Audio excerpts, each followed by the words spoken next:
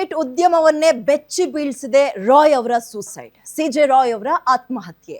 ರಾಯ್ ಆತ್ಮಹತ್ಯೆ ಮಾಡ್ಕೊಂಡಂತಹ ಗನ್ ಬೆಲೆ ಇದೆಯಲ್ಲ, ಅದೇ ಕೋಟಿ ಕೋಟಿ ಬೆಲೆ ಬಾಳುತ್ತೆ. ದೇಶದ ಕೆಲವು ಜನರ ಬಳಿ ಇರುವಂತಹ ಇಂಪೋರ್ಟೆಡ್ ಗನ್ ಇದು. ಅಂದ್ರೆ ನಮ್ಮ ದೇಶದಲ್ಲ, ಆಸ್ಟ್ರೇಲಿಯಾ ಮೇಡ್ ಗನ್ ಇದು. ಆಸ್ಟ್ರೇಲಿಯನ್ ಮೇಡ್ ಗನ್ ಅನ್ನ ಖರೀದಿಸಿಟ್ಕೊಂಡಿದ್ರು. ಅದ್ರ ಬೆಲೆಯ ಕೋಟಿ ಕೋಟಿ. ಪರ್ಸನಲ್ ಗನ್ ನಿಂದಲೇ ಶೂಟ್ ಮಾಡಿಕೊಂಡು ಆತ್ಮಹತ್ಯೆ ಮಾಡ್ಕೊಂಡಿದ್ದಾರೆ. ಕಾಸ್ಟ್ಲಿ ವಸ್ತುಗಳ ಖರೀದಿ ಮಾಡುವಂತಹ ಶೋಕಿ ಬೆಳೆಸ್ಕೊಂಡಿದ್ರು ರಾಯ್. ಬಹುಶಃ ಶೋಕಿ ಅನ್ನುವಂತಹ ಪದ ಅಷ್ಟು ಮಟ್ಟಿಗೆ ಸೂಕ್ತವಾಗುತ್ತೋ ಇಲ್ವೋ ಗೊತ್ತಿಲ್ಲ.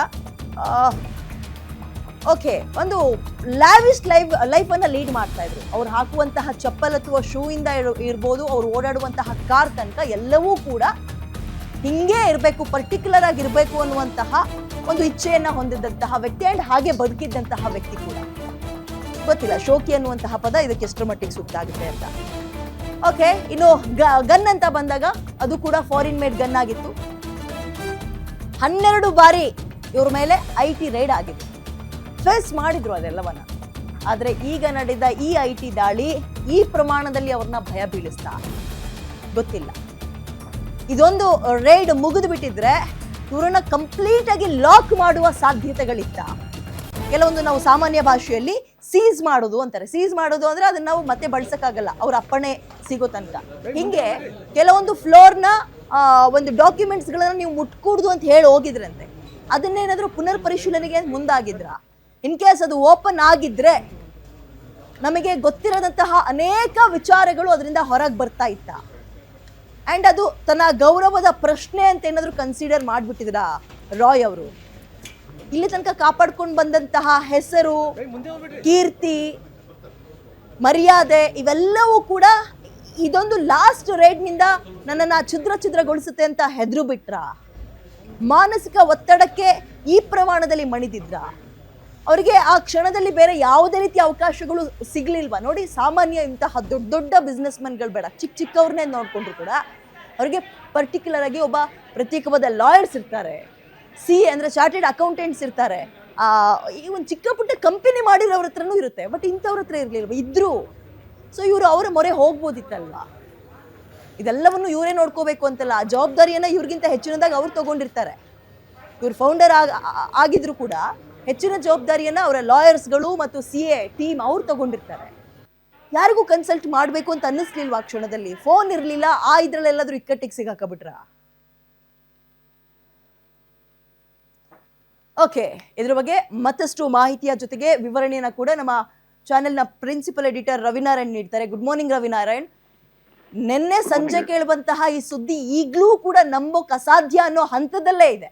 ಈಗ ಈ ಆತ್ಮಹತ್ಯೆಯ ಅಥವಾ ಈ ಸಾವಿನ ಹಿಂದೆ ಕಾಡ್ತಾ ಇರುವಂತಹ ಅನುಮಾನಗಳ ಬಗ್ಗೆ ನೀವು ಎಕ್ಸ್ಪ್ಲೇನ್ ಮಾಡ್ತಾ ಹೋಗೋದಾದ್ರೆ, ಅಂಡ್ IT ಅಧಿಕಾರಿಗಳ ಪಾತ್ರದ ಬಗ್ಗೆ ನೀವು ವಿವರಣೆಯನ್ನ ನಮಗೆ ಕೊಡ್ತಾ ಹೋಗೋದಾದ್ರೆ.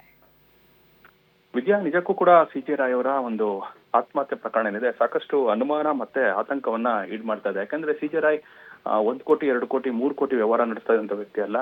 ಸಾವಿರಾರು ಕೋಟಿ ರೂಪಾಯಿಗಳ ಒಂದು ರಿಯಲ್ ಎಸ್ಟೇಟ್ ಉದ್ಯಮ ಸೇರಿ ಹಲವು ಬೇರೆ ಬೇರೆ ವ್ಯಾಪಾರ ಮತ್ತು ಬಿಸ್ನೆಸ್ ಗಳಲ್ಲಿ ಇದ್ದಂತ ವ್ಯಕ್ತಿ. ಕಾನ್ಫಿಡೆಂಟ್ ಗ್ರೂಪ್ ಅಂದ್ರೆ ಇಡೀ ಭಾರತದಲ್ಲೇ ದೊಡ್ಡ ಮಟ್ಟದ ಹೆಸರನ್ನ ಮಾಡಿತ್ತು. ಆದ್ರೆ ಅವರು ನಿನ್ನೆ ಆತ್ಮಹತ್ಯೆ ಮಾಡ್ಕೊಂಡ್ರು ಅಂತಂದಾಗ ಸಾಕಷ್ಟು ಅನುಮಾನ ಇದರಲ್ಲಿ ಕಾಡ್ತಾ ಇದೆ. ಒಂದು ಪ್ರಮುಖವಾಗಿ ಇದುವರೆಗೂ ಸಿಜೆ ರಾಯ್ ಕಂಪನಿಗಳ ಮೇಲೆ 10 ರಿಂದ 12 ಬಾರಿ IT ಅಧಿಕಾರಿಗಳು ದಾಳಿಯನ್ನ ನಡೆಸಿದ್ದಾರೆ.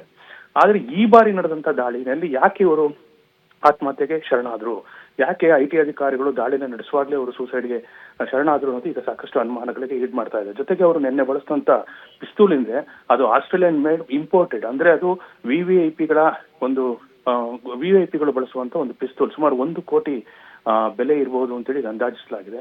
ಅದನ್ನು ಕೂಡ ಅವರು ಬಳಸ್ತಾ ಇದ್ರು. ಯಾಕೆಂದ್ರೆ ಅವ್ರ ಹತ್ರ ಸಾಕಷ್ಟು ಪ್ಯಾಷನ್ ಇತ್ತು. ಒಂದು ಪ್ಯಾಷನ್ ಅಂತಂದ್ರೆ ದುಬಾರಿ ವಸ್ತುಗಳನ್ನ ಖರೀದಿ ಮಾಡೋದು ರಾಯ್ ಅವರ ಒಂದು ಪ್ಯಾಷನ್ ಆಗಿತ್ತು. ಹಾಗಾಗಿ ರೋಲ್ಸ್ ರಾಯ್ ಕಾರ್ಗಳು, ಇಂಪೋರ್ಟೆಡ್ ವಸ್ತುಗಳನ್ನ ಕೂಡ ಖರೀದಿ ಮಾಡ್ತಾ ಇದ್ರು.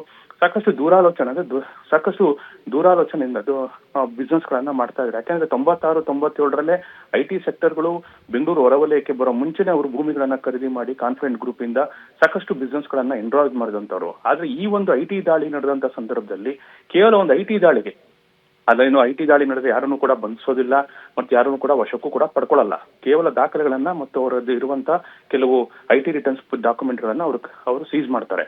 ಅದನ್ನ ಪ್ರಶ್ನೆ ಮಾಡ್ಲಿಕ್ಕೆ IT ಕೋರ್ಟ್ ನಲ್ಲಿ ಸಾಕಷ್ಟು ಅವಕಾಶ ಇದೆ, ಸೀನಿಯರ್ ಲಾಯರ್ಸ್ ಕೂಡ ಇದ್ದಾರೆ. ಆದ್ರೆ ಈ ಒಂದು IT ದಾಳಿ ನಡೆದಾಗ ಯಾಕೆ ಇವರು ಆತ್ಮಹತ್ಯೆ ಶರಣ ಆದ್ರು ಅಂತೇಳಿ ಈಗ ಸಾಕಷ್ಟು ಅನುಮಾನ ಮೂಡ್ತಾ ಇದೆ. ಹಾಗಾಗಿ ಈಗಾಗಲೇ ತನಿಖೆ ನಡೀತಾ ಇದೆ. ಅವರ ಮೊಬೈಲ್ಗಳು ಮತ್ತು ಅವರ ದಿನಚರಿಗಳು ಬಳಸ್ತಾ ಇದ್ದಂತ ವ್ಯಕ್ತಿಗಳು ಎಲ್ಲರೂ ಕೂಡ ವಿಚಾರಣೆಯನ್ನ ನಡೆಸ್ತಾ ಇದ್ದಾರೆ. ಹಾಗಾಗಿ ಸಂಜೆ ವೇಳೆಗೆ ಈ ಒಂದು ಪ್ರಕರಣಕ್ಕೆ ಸಂಬಂಧಪಟ್ಟಾಗ ಒಂದು ಸ್ಪಷ್ಟವಾದಂತ ಮಾಹಿತಿ ಲಭ್ಯ ಆಗುತ್ತೆ Vidya. Okay, thank you Ravinarayan ಡೀಟೇಲ್ಸ್ಗೆ.